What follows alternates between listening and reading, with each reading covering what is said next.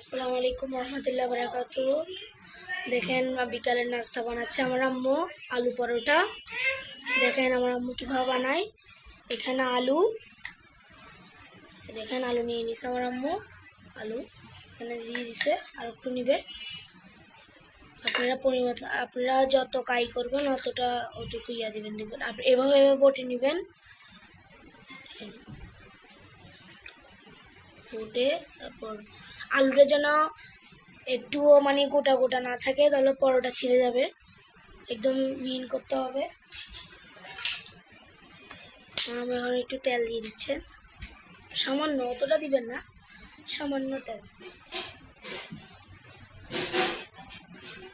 আম্মুকে বললাম আম্মু আজকে আলু পরোটা খাইতে ইচ্ছা করছে, তার জন্য আম্মু বলছে বানিয়ে দিবে, বানিয়ে দিচ্ছে। দেখেন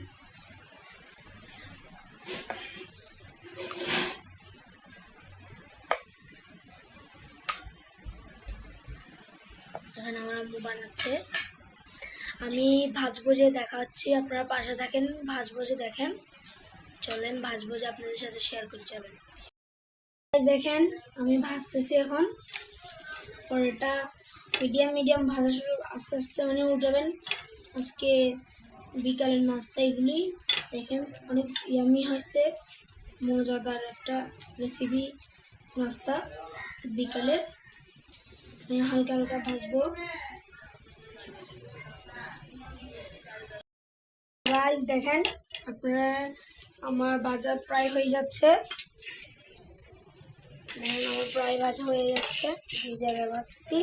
আপনারা খাবো যে সব পাশে থাকবেন, দেখবেন আমাদের খানাটা কেমন হয়। দেখেন চলুন আপনাদের খানাটা দেখাই। দেখেন আমরা এখন খাবো। দেখেন আমি এখন একটা খাবো।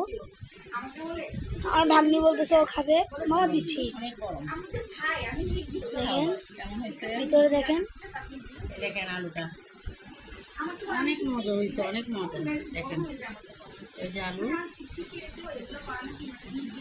আসলে প্রথম বানিয়েছি তো একটু খারাপ হবে, অনেক গরম। বিসমিল্লাহ। মামা নাও, মামা নাও। আমার ভাগ্নি বলতেছে আমাকে দিবে না।